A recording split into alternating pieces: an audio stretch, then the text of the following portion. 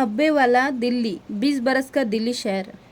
तारीख, दिन और साल भूल जाने के बाद भी हमें समय याद रहता है। हम एक चलती फिरती घड़ी है जिसकी बड़ी सुई मन है और छोटी सुई याद।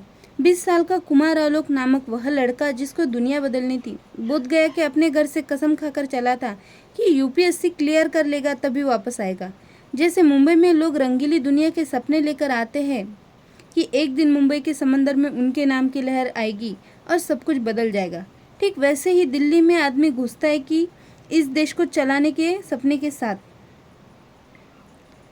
ऐसी कहावत है कि घर में एक आईएएस हो गया तो 7 पुश्तें तर जाती है।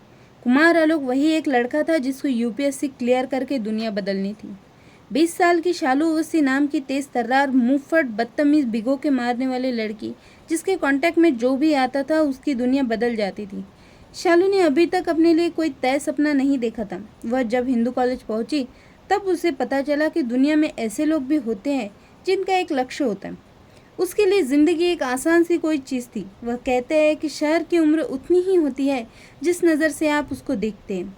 शालू और कुमार आलोक दोनों के लिए दिल्ली की उम्र 20 साल की थी। कुमार आलोक नीली बत्ती की किसी कार को जब देखता तो वह अपने आप को उसमें बैठा हुआ पाता। वैसे भी सपने 2 बार पूरे होते हैं, एक तब जब हम उसके बारे में सोच लेते हैं और दोबारा सच में। वह जब से हिंदू कॉलेज पहुंचा था तभी से यूपीएससी भवन के बाहर जाकर घंटों खड़ा रहता कि एक दिन वह यहाँ इंटरव्यू के लिए आएगा। तमाम मैगजीन में टॉपर के इंटरव्यू पढ़ते हुए वह सोचता कि वह सवाल के जवाब देता तो क्या देता। अपने मन ही मन वह यूपीएससी में हज़ारों इंटरव्यू दे चुका था।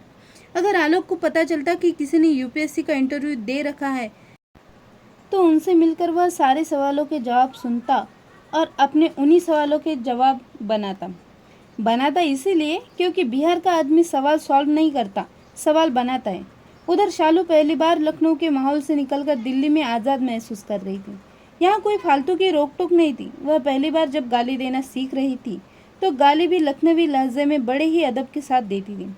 अपने बीए के दूसरे साल तक तो उसने अभी सोचा भी नहीं था कि इस लाइफ का करना क्या है।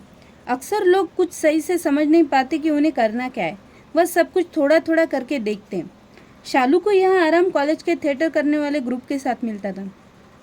काले कुर्ते और जींस में पूरे ग्रुप का निकल जाना और घूम घूम कर नुक्कड़ नाटक करना। नई जवानी एक खास किस्म की बेचैनी लेकर आती है, जब अंदर से रोज़ आवाज़ें आती है कि कुछ करना है लेकिन समझ नहीं आता आखिर करना क्या है। शालू को भी दूसरे साल के अंत तक इस बेचैनी ने घेर लिया था। Beti Padhao ads, awareness, condom से छुआछूत मिटाओ, जनसंख्या नियंत्रण से लेकर कॉलेज एडमिनिस्ट्रेशन के फालतू के नियम हटाओ तक सैकड़ों मुद्दों पर अब तक शालू ने नाटक किए थे। यही नहीं, शेक्सपियर के क्लासिक ट्रेजेडी से लेकर कॉमेडी तक शालू ने तमाम नाटक किए। उसको नाटक करने में क्यों मज़ा आता था यह उसको भी नहीं पता था। बस अच्छा लगता था और चाहे कितने भी घंटे की रिहर्सल हो वह थकती नहीं थी।